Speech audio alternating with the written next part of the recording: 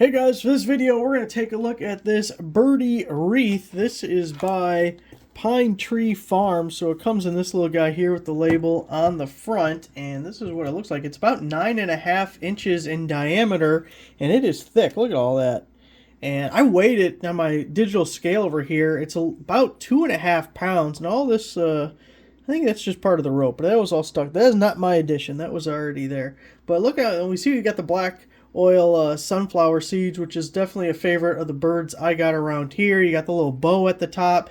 In the picture, this string looks like it's a loop, but mine you can see is two individual pieces, kind of.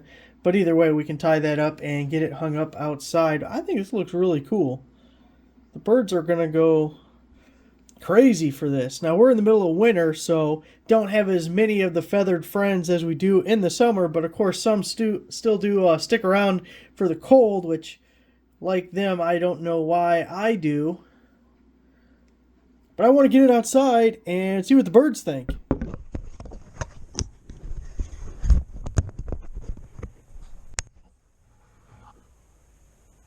Well, there it is. The birds are waiting in the trees. Let's get out of the way so they can eat.